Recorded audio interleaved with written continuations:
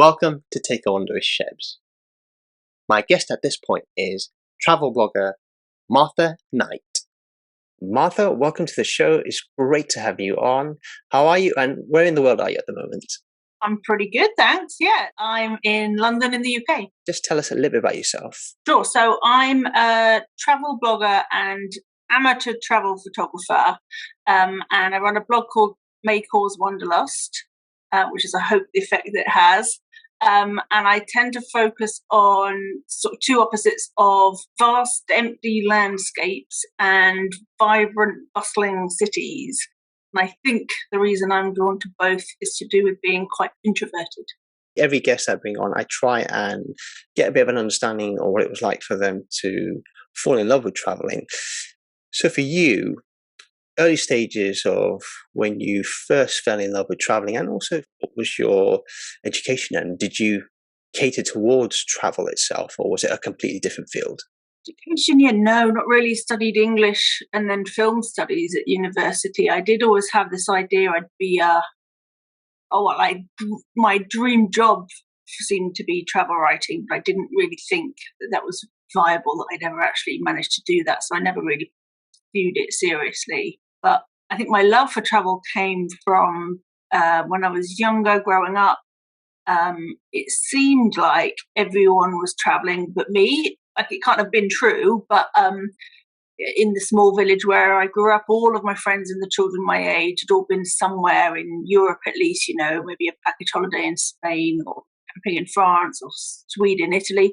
And I hadn't been anywhere other than Wales. I think we used to go camping in Wales for our summer holidays. And I don't mean to disparage Wales because it's beautiful, but I just felt like there's all these other places and everyone else is going there except for me. And of course it wasn't true, but I had that sense of FOMO that was a bit of a chip on my shoulder that, there's a world out there and I'm not seeing it. And then when I had my very first sort of tentative taste of travel, which was when I was 14, and we did a school trip to France.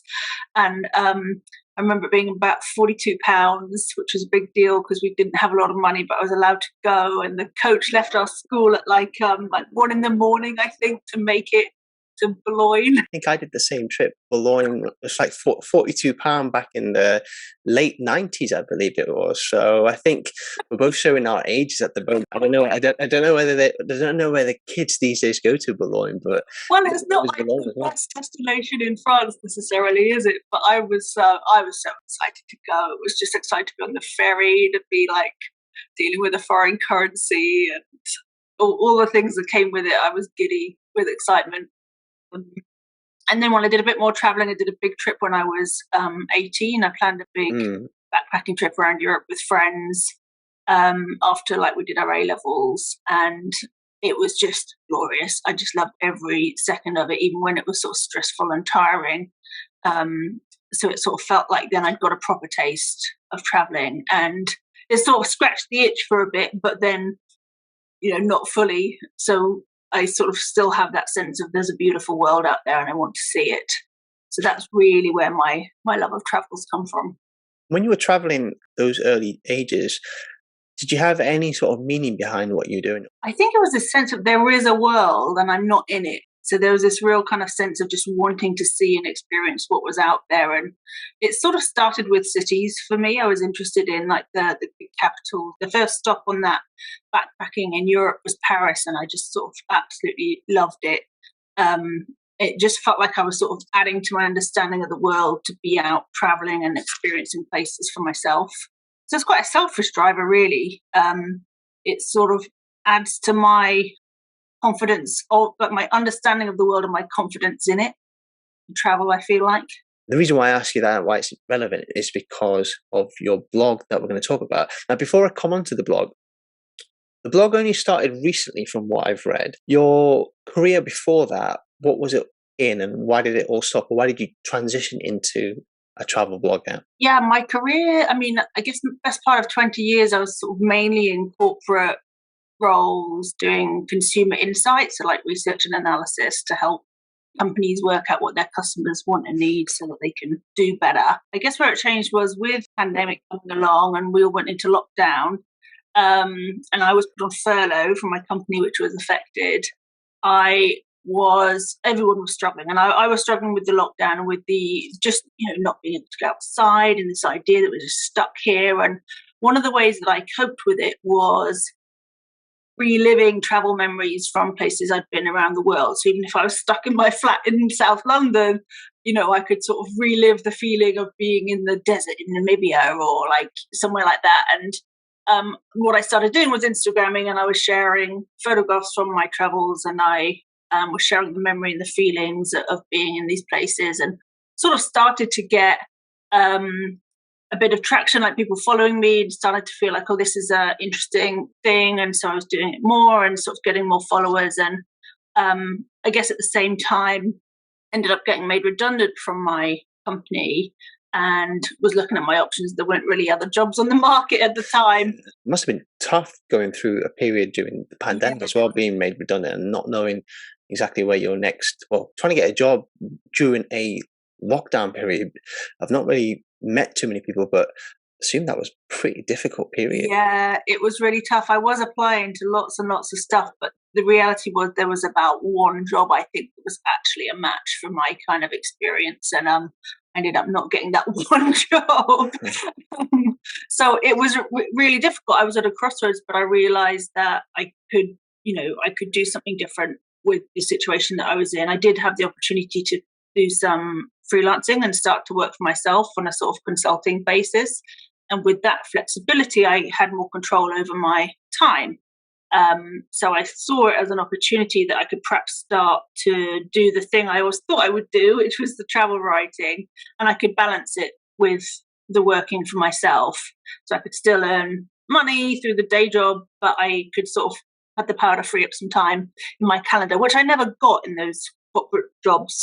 In the UK, I don't think it's as bad because we get more holiday time, don't we? Yeah, I guess when I got kicked out of it, when I was made redundant, it just sort of felt like, at first it felt like, a tragedy, like what am I going to do?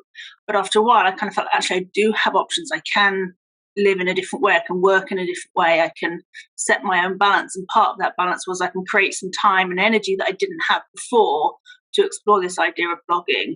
The blog itself, you started it, as you said, during the pandemic. What are your long-term goals? It's been a couple of years. How successful have you been in a crowded field now? There's a lot of blogs out there, a lot of travel blogs out there. I think my intention was to see if I could really make it a thing, to see if I could make travel writing something that other people want to read and that could make me money as an income stream. And it started to make a very small amount of money. It's a tiny amount so far, so I've got a long way to go, I think.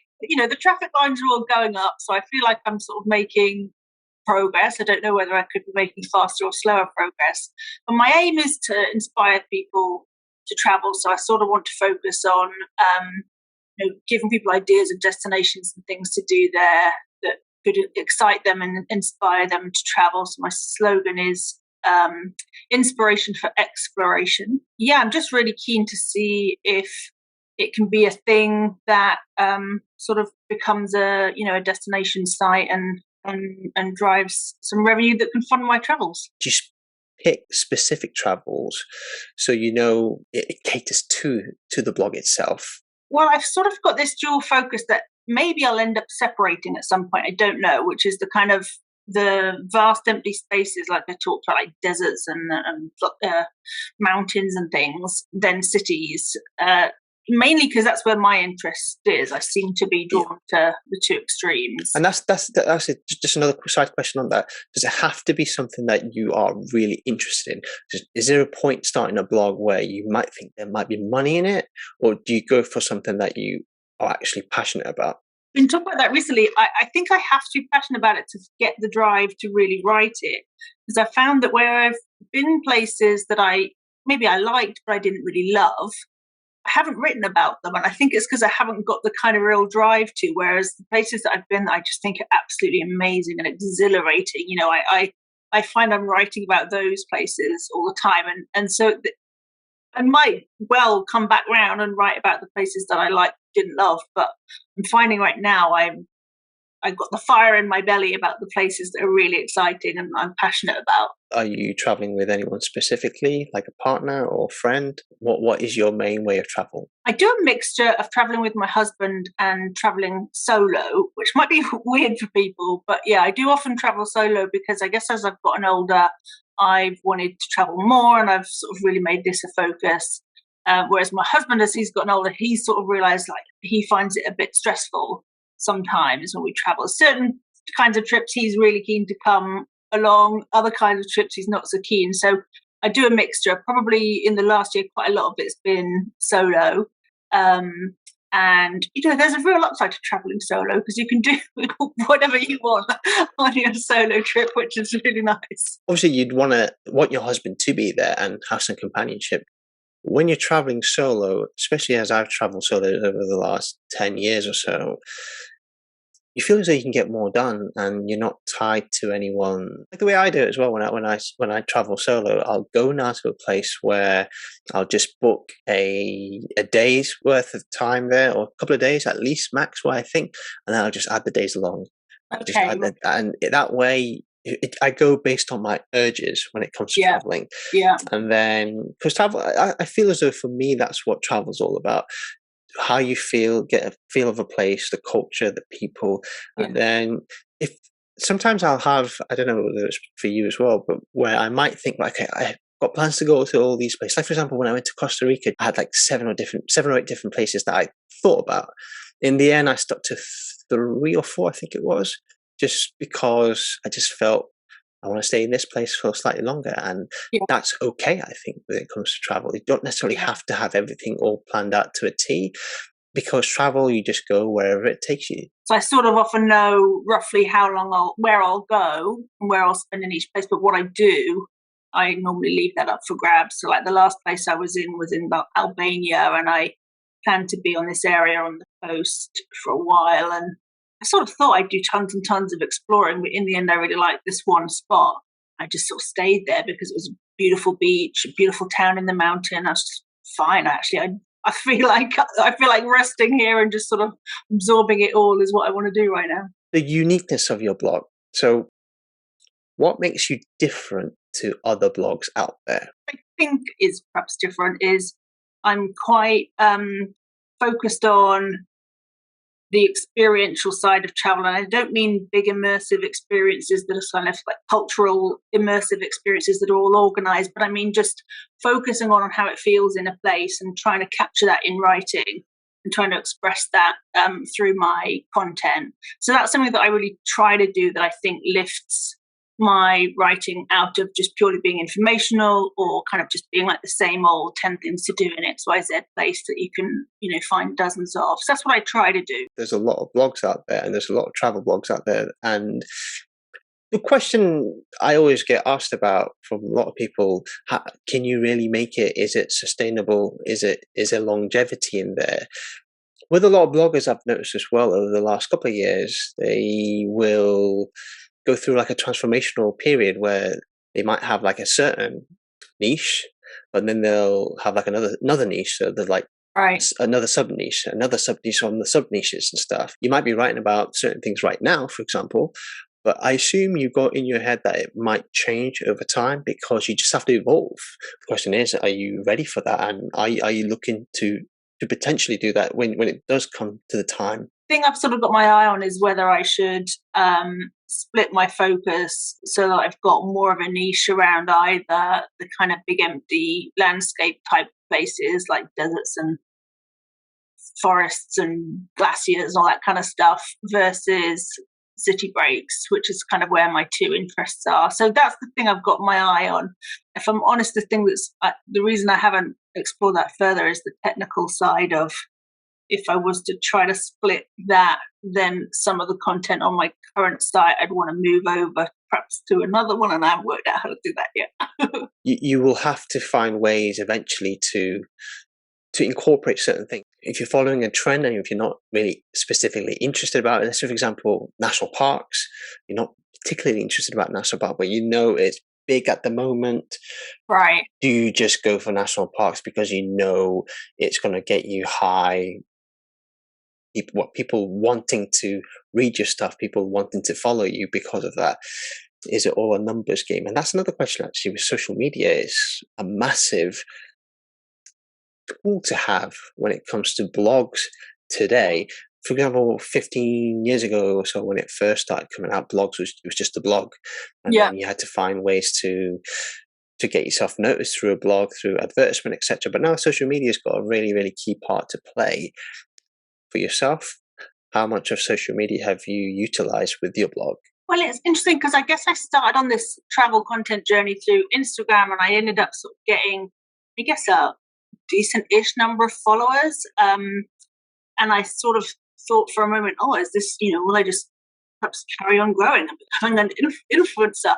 But I didn't pursue that in the end because I couldn't see, I do want to monetize my content, but I couldn't see a way that would work on Instagram. I can't see myself ever sort of flogging products, for example, to my followers, because I just don't think that would work with the way I built that audience. I guess in my mind, it's more about building a platform that you can perhaps monetize through other means, through advertising or through affiliates, through a blog. But yeah, I think I've got to be passionate about it. I think part for me, I guess, coming to this relatively later is it is a passion project. So I don't think I'll be doing anything purely for the numbers. You may also actually have an advantage because you've worked in an environment where it's a corporate environment. Sometimes I meet a lot of bloggers and it's their first job. Right. They may not have the work experience or the know-how. So do you feel as though you have an advantage over that? Or is it about working smart, do you think, whatever age or whatever stage of your career or whatever stage in your life you are? It's tricky. I found that you need a lot of self-determination for it because you're not part of a team with accountabilities to anyone other than yourself. So you've got to find the discipline and the drive and keep the momentum yourself. So that's been one of the things that I've learned. I found it, though, easier to buckle down and get something done with blogging versus anything I've done in my career, which I always felt like was a little bit of a sign that, well, this is something you should really try to pursue then, because this is something that you quite enjoy, even when working hard, even when it's hard. And for me, the hard stuff is always the technical side of having a website. Would you say that's your biggest challenge in keeping things up to date constantly, website wise, or what are the biggest challenges, would you say? Yeah, the biggest challenges for me is the technical side of sort of first creating the website and then sort of just dealing with things that maybe go wrong along the way. Like apparently right now I have a CLS issue that I've tried to fix, but still haven't managed to fix. So that side of it is the bit that's like most likely to get me pulling my hair out, which is ironic because for a while I was leading a digital insight team in a big broadband corporation in the UK. So I feel like I should know a lot more than I do about building websites, but that's the bit I struggle with. Anyone who is looking to start a blog, what advice would you give them? We thought about that because I feel like I'm quite short way into my own journey, but things that I feel like definitely helped me was I invested in a course early that was quite a detailed practical course about setting up a blog that covered the technical side of it. It covered plugins you should use and how you can do things like affiliate marketing, and just having that groundwork and some step-by-step instructions, I think, saved me a lot of time with things that would have been really challenging otherwise. And then just, accept that you're going to evolve. You don't have to know it all. Like, even if you do a course, like I've said, you won't know everything straight away and you'll learn more as you go along, and that's fine. But don't let that hold you back from starting. Just start, and then you'll sort of work things out and improve as you go. The most important thing, if anyone who's looking to start up a blog, perseverance. You use the word discipline. You have to be very disciplined in what you do. Otherwise, you're going to get stuck and not progress. Taking advice as well, perhaps maybe having a mentor. These are all important factors in becoming a successful blogger. Collaboration is a key point that a lot of bloggers I've come across talk about, and they feel as though it's really important to their blog to get noticed faster. you thought about collaborating with other bloggers, other writers, other travelers in general? I think there's the kind of informal kind of collaboration where, I'm part of things like Facebook groups and things like that to just sort of connect and ask advice of other travel bloggers. And I found that it's a community of people who are very helpful, really willing to sort of help give tips, etc. And then more formally, I've done quite a lot of collaboration in the form of taking part in collaboration posts that other bloggers are hosting, where I might write, a few paragraphs about a place, and that's really good technically for SEO to get backlinks to my website, which sort of builds up the credibility and the authority with the search engines. So I've done quite a lot of that, and also I've done one guest post so far, which I know have plans to do some more, which is another way to sort of raise your profile and create backlinks back to your website.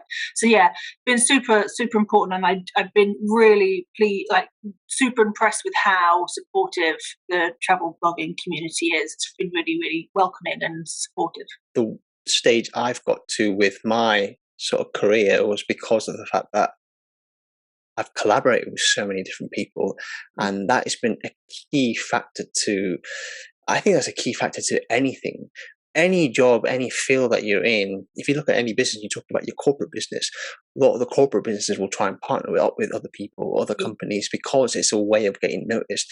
And it's the exact same thing as a business, where if you are your own business, collaborating it, for me, I personally, is the key to succeeding. I think you could do as much work as possible. You may not get noticed until you start being in the same sort of field as people who are there already, you see, and then they'll go, hang on a second, this person's good, I'll recommend them. And then if they start talking about you, that's how they call it within the media, they call it like sound bites. You need those sound bites, really. And I think sometimes you need it through working together with someone that has got those sound bites already. So it's a key element. Where would you say at this current moment has been your most memorable trip since you started the blog? I mean, maybe Iceland. It was the second time I'd been there, but this trip my husband came with me on this one. We did the ring road. We did a road trip all the way around, and it was just absolutely spectacular to sort of go back to some place that I'd been before and discover some new places. And then, to see this eruption happening was absolutely phenomenal. Just once in a lifetime type stuff. We flew over the bubbling cauldron of lava. It was absolutely amazing.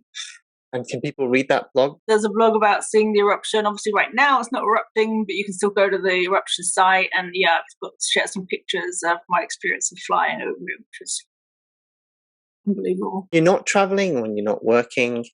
Have you got anything else you like to do to keep yourself busy? I'm really into movies. That was one of the things I studied at university. I did a degree in film studies. My husband's really into film. He's a filmmaker. So that's something that I sort of really interested in, passionate about. And it sort of dovetails with travel sometimes. There's been places I've been to that I was inspired to go to because of a movie. And there are some places I've been to that I've then watched films about, and sort of it enhances the experience of watching the film, I think, when you know the place sometimes. Like New York City, like such a cinematic city. Every time I sort of watch movies, I'm like, oh, I've been there. Before I let you go, Martha, it's been great having you on. Please tell people where they can find you. You can check out my blog at maycausewanderlust.com. I'm also on Twitter, May Cause Wandel, but I couldn't fit the UST on the end of it. And on Instagram, I'm just Martha Knight, which is my name. Well, Martha, I want to wish you the best of luck with your blog. Hopefully we can see each other very soon as well. So thank you very much for coming on. Brilliant. Thank you so much. It's been great. Don't forget to subscribe to my channel and hit the bell button to never miss an episode. And follow me on all my social media platforms. That's it for Take a Wander with Shebs. Hope to see you all soon. Until next time, bye for now.